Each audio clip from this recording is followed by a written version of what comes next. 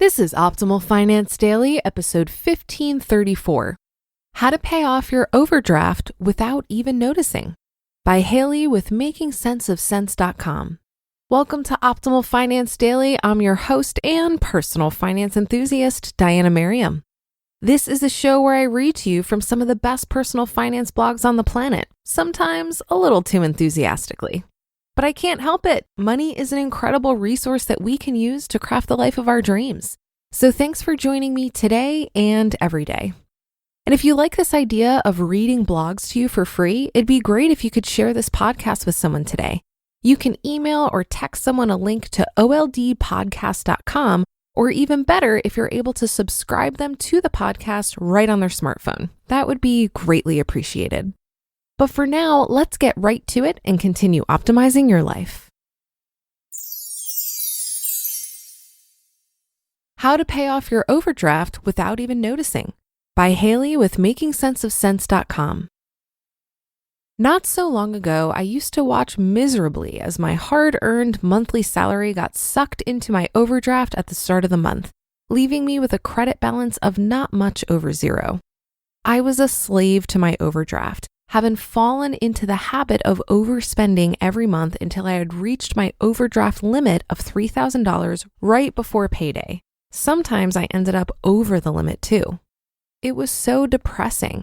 I made a good income, but my debts were out of control through spending carelessly and not paying enough attention to what was going on in relation to my bank account. In addition to the overdraft, I had all sorts of other debts too, which were out of control. I was a bit of a financial mess, to say the least, but I did actually manage to pay off my overdraft right before I got serious about the other debts I had. And I paid my overdraft off in such a way that I barely even noticed. I was actually quite surprised when I checked my overdraft one day. I didn't check my bank account all that often back then, to find that I'd reduced it by 50% without really trying all that hard.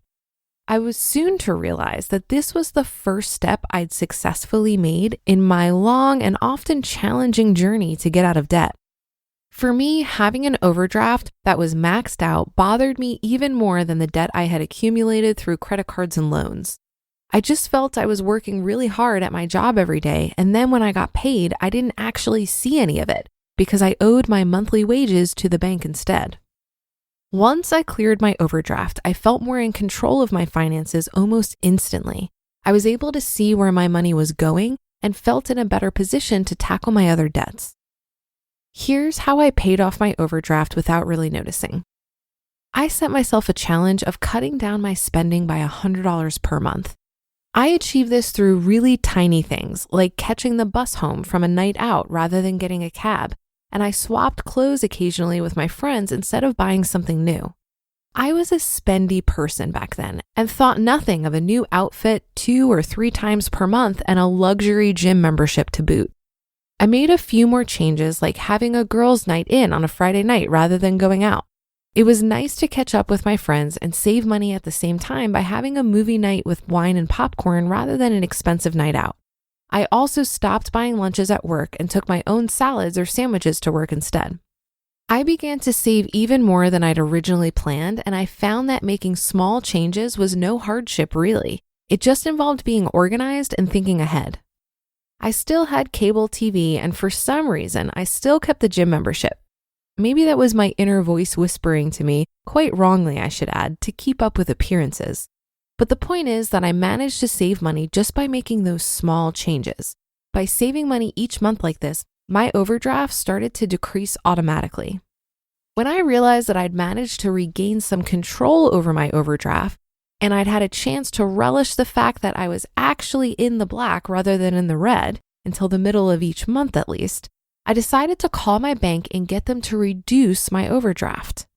When I called my bank to ask them to do just that, they asked me a series of questions to find out if I was sure and wouldn't the original overdraft be better to keep hold of just in case, as I might not be guaranteed any extension again.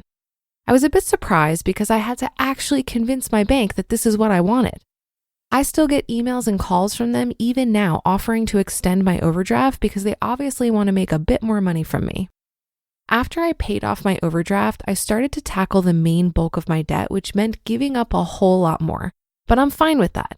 It definitely needed to happen that way for me. In summary, if you want to cut down your overdraft without giving up everything, you could try 1, making small savings in areas where you don't mind cutting back. 2, calling your bank when you've reduced your overdraft by a certain amount and get them to reduce your overdraft facility straight away before you're tempted to use it again. You just listened to the post titled How to Pay Off Your Overdraft Without Even Noticing by Hayley with makingsenseofsense.com.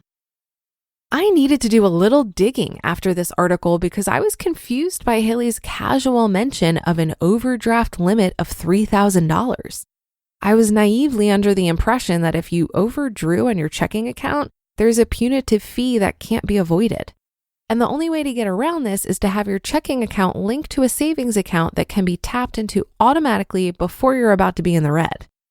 It sounds like this overdraft limit of $3,000 is actually a revolving line of credit that Hayley had with her bank. She's likely paying an interest rate on her negative balance, but if she pays this off within a few days, she's likely paying just pennies in interest. This is far superior to the fees typically associated with overdrafts, but note that you'll likely need a decent credit score to be approved. In 2014, the Consumer Financial Protection Bureau found that the majority of debit card overdraft fees are incurred on transactions of $24 or less. Also, consumers repaid most overdrafts within 3 days. To give you an idea of how insane that is, if you were to take out a $24 loan and repay it in 3 days, a $34 overdraft fee would represent an APR of 17,000%.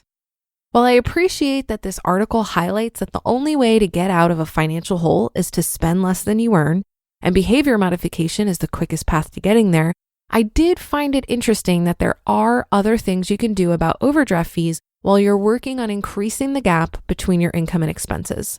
Another option I saw was to look at a bank like Chime, who doesn't charge overdraft fees. But when I looked into their policy, it didn't seem all that helpful. Their overdraft limit was $20, which could be increased up to $100 or more based on your account history and activity. Any transaction that would overdraw your account over your limit would be declined. I also read that you can link a credit card to your checking account to handle overdrafts, but I suspect the interest rate on a credit card would be much higher than an overdraft line of credit. Finally, I'm not sure why Hayley felt the need to reduce her line of credit for overdraft. The only reason I can see to do this is if there's some kind of additional fee beyond the interest that she would pay when utilizing this line of credit. Typically, if there's no extra cost for having an open line of credit and you're not going to pay interest because you don't have a balance, it's more beneficial to your credit score and credit worthiness to leave that line open and unused. This is because your credit utilization ratio is the second most important component to your credit score, and this measures how much debt you have compared to your available credit limits. So if it costs you nothing to leave a credit line open, and most importantly, you're not tempted to utilize it, might as well leave it open. That should do it for today. Have a happy rest of your day, and I'll see you on the Sunday show tomorrow, where your optimal life awaits.